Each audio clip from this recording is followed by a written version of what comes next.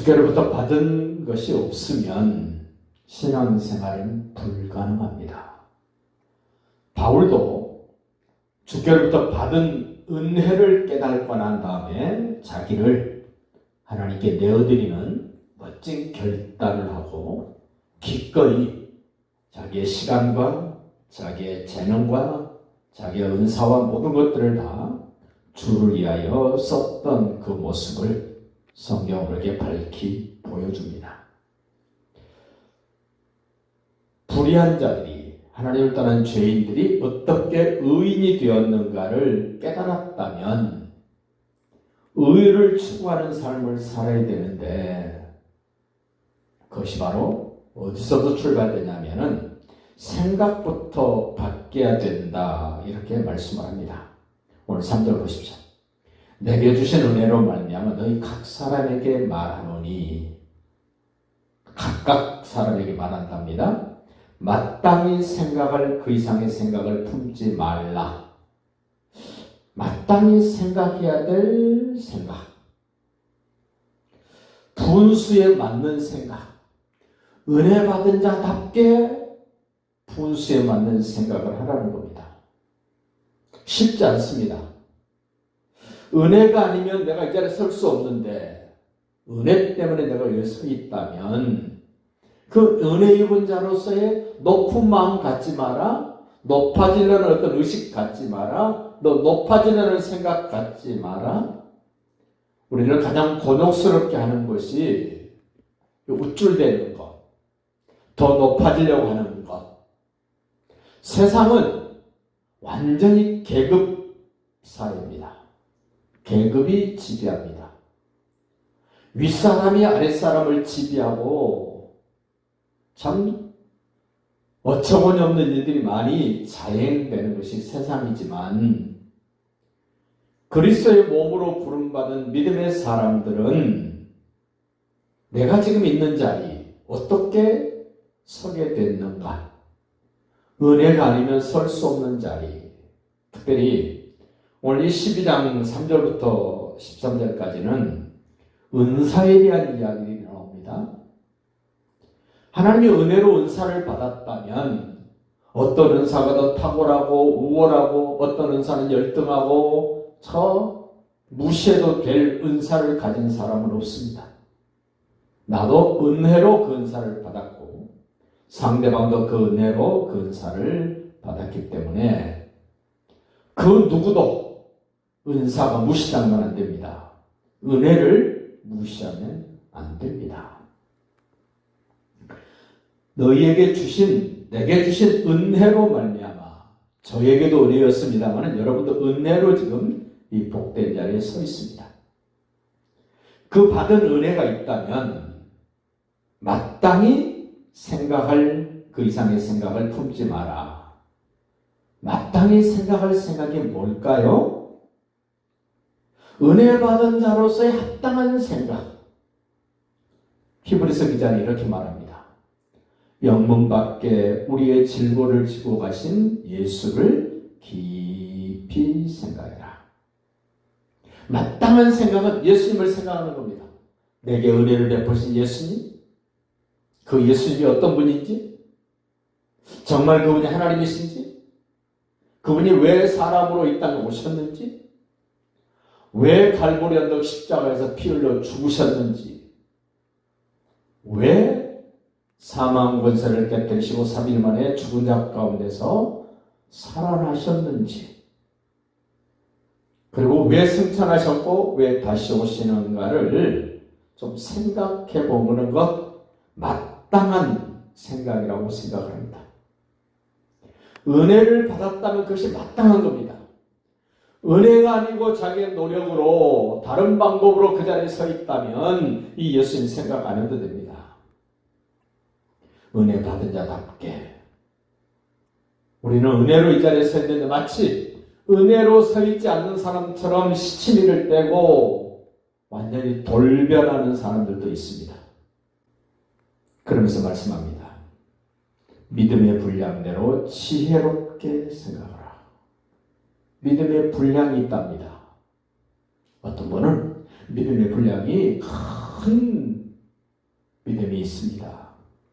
그러나 어떤 사람의 믿음은 아주 그 분량이 조그만합니다. 그 믿음도 은혜로 받은 겁니다. 내 믿음이 크다고 믿음이 작은 사람을 무시해서는 안 됩니다. 제가 늘 성경 공부할 때마다 목사님들에게 하는 이야기가 있습니다. 내가 자라왔던 환경, 내가 접했던 그런 되게 성경을 깨우쳐줬던 분들을 여러분들이 만나고 여러분들이 그런 환경이 있었다면 여러분들은 저보다 훨씬 더 성경을 잘 알고 더 잘 가르칠 수 있었을 것입니다.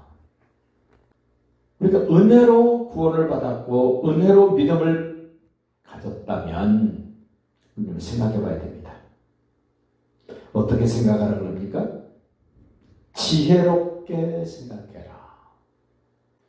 이 지혜롭다는 말을 문자적인 지혜로 생각하지 마시고 솔로몬이 잠언에서 말하고 있는 그 지혜, 인격적인 지혜를 생각해 보라는 겁니다. 지혜가 인격이다. 우리 예수님을 보고 뭐라 그럽니까? 지혜가 충만하신 분, 은혜와 진리가 충만하신 분. 우리는 그 예수님을 좀 지혜롭게 생각해 봅시다. 솔로몬이 하나님 앞에 기도하면서 지혜를 구했습니다. 내 주변 사람들이 뭐라 그러는 걸 좀 들으면 지혜롭게 생각하는 아마 바른 결과가 되지 않을까. 은혜 받은 사람이라면 저러면 안 되는데 주변에 수도 없이 많은 말을 합니다. 믿음을 가진 사람이라면 저러면 안 되는데 라고 믿음이 좋은 사람도 그 얘기를 하고 믿음이 조금 작은 사람도 그렇게 말하는 경우가 많이 있습니다. 우리는 주변 사람들의 말을 들으면서 생각할 수 있기를 바랍니다. 요 며칠 사이에 제가 계속 지금 기도하고 있는 게 있습니다. 지금까지 제가 71년을 살아오면서 27살 때 예수님 저를 만나주신 후에 내 생각을 예수님의 생각으로 얼마나 바꿔봤을까? 내 생각이 아닌 예수님의 생각으로 내 생각이 바뀌어졌다면 훨씬 더 좋은 결과가 지금 있지 않을까? 그런 기도를 거의 못했던 것 같습니다. 내 생각대로 생각하는 것이 아니라 주님의 생각으로 내 생각이 바뀌어지도록 여러분들 기도하십시오. 내 생각이 옳은 것 같은데 그렇지 않습니다.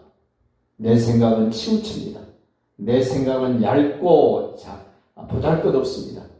그런데 내 생각이 예수님의 생각으로 바뀌어지면 그 예수님의 생각은 미래를 그리고 영원한 세계를 그리고 현실만 보는 것이 아니라 입체적으로 다양한 것들을 생각하시기 때문에 내가 생각하는 생각보다는 예수님의 생각으로 내 생각이 바뀌어지고 채워진다면 엄청난 변화들이 있을 것입니다. 보통 사람들이 그렇게 말합니다. 내 느낌은 틀림없어. 뭐 그럴 수도 있습니다. 그러나 내 느낌도 어리석은 느낌일 때도 있습니다. 이제 우리 기도합시다. 내 느낌이 아닌 이 내가 느끼는 것도 예수님의 주시는 느낌으로 바뀌어지기를 원합니다. 그런 기도가 좀 필요하지 않을까? 내 기분 금세 좋았다가 나빴다가 늘 아주 야단입니다. 그런데 내 기분도 중요하지만 내 기분이 예수님의 기분으로 내 기분이 바뀌어지고 채워진다면 어떤 변화가 있을까? 여러 가지로 생각해 봤습니다.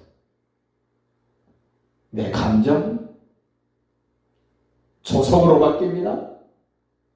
내 감정이 아닌 예수님의 감정으로 내 감정이 채워지고 바뀌어지면 나는 어떻게 되고 내 주변 사람들은 뭐라 그럴까? 경험도 그렇습니다. 내가 경험한 것도 소중하고 가치가 있습니다만은 내 경험을 예수님의 경험으로 바뀌어진다면, 지식도 마찬가지입니다. 내가 지금까지 알고 있는 지식들, 중요한 것들 참 많습니다만은 내 지식으로 머물러 있는 것이 아니라 그 지식이 예수님의 지식으로 바뀌어지고 채워진다면 훨씬 더 의미 있고 가치 있는 그런 멋진 인생이 되지 않을까 싶습니다. 우리 의지도 그렇습니다. 나는 마음만 먹으면 할 수 있어. 의지가 강한 사람들 그럴 수 있습니다만은 베드로도 보십시오. 의지가 얼마나 강력했습니까마는 계집아이 앞에서 3번이나 예수님을 부인하는 그런 베드로의 모습.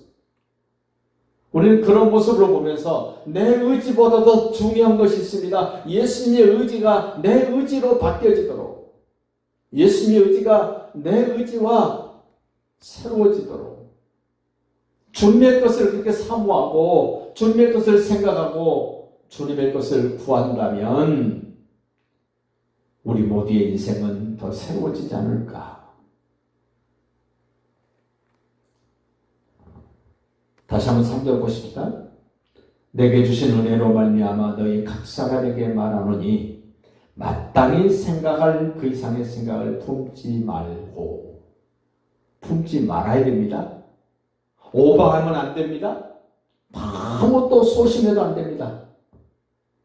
생각이 나의 현재도 나의 미래도 나의 영원한 세계도 크게 영향을 준다는 사실을 꼭 기억하십시오.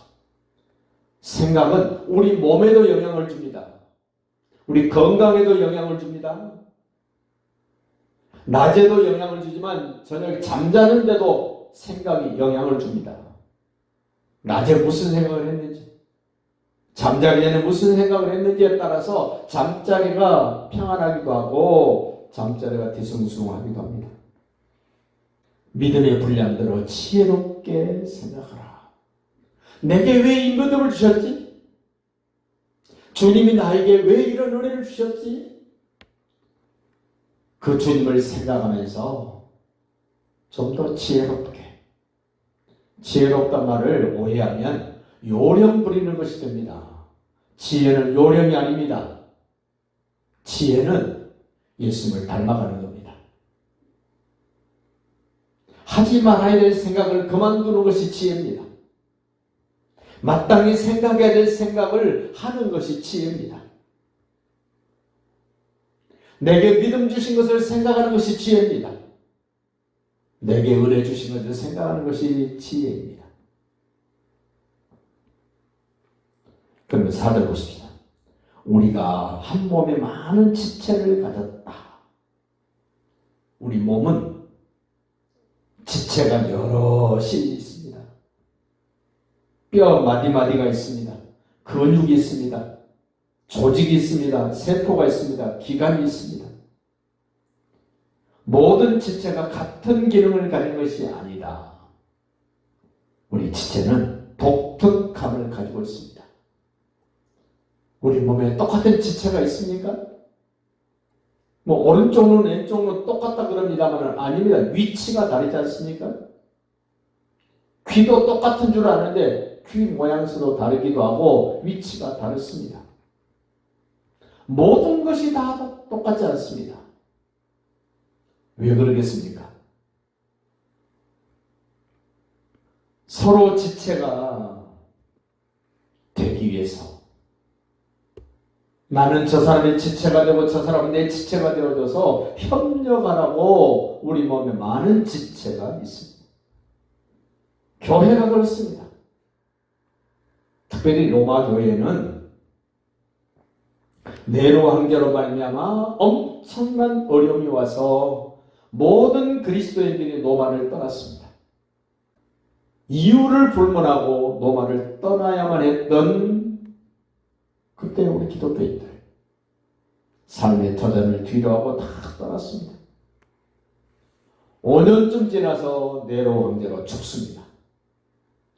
황제가 죽으면 그 황제가 발의했던 법은 폐지되기 때문에 돌아왔습니다. 돌아와서 보니까 로마 교회는 참 이상한 일이 벌어졌습니다. 지금 로마 교회에 남아있는 사람들은 거의가 이방인들입니다. 유대인들은 다 떠나고 이방인 그리스도인들만 남아있습니다. 유대인 기독교인들이 떠나고 난 로마 교회 얼마나 어수선했겠습니까? 얼마나 불편했겠습니까? 그런데 기존 유대인 그리스도인들이 떠나고 나니까 이방인 그리스도인들이 로마 교회의 중책들을 담당을 하고 있습니다. 그렇게 5년이 지난 후에 유대인 기독교인들이 돌아왔을 때의 상황을 한번 생각해 보십시오. 왜 바울이 이 말을 했을까? 한 몸에는 많은 지체를 가졌으나 모든 지체가 같은 기능을 가진 것이 아니다. 이와 같이 우리 많은 사람이 그리스도 안에서 한 몸이 되어 서로 지체가 되어 있느니라. 왜 이런 말을 했을까? 로마 교회뿐만 아니라 우리 교회도 그렇습니다. 똑같은 사람이 없습니다. 다 독특함을 가진 지체들입니다. 서로 인정해야 합니다. 서로 다른 지체이기 때문에 협력해야 된다는 엄연한 사실입니다. 똑같은 지체로만 되어 있다면 참 우스꽝스러울 것입니다. 이 협력한다는 말과 더불어서 조화가 이루어져야 된다는 것입니다. 우리 몸은 협력해야 되지만 조화가 이루어져야 됩니다.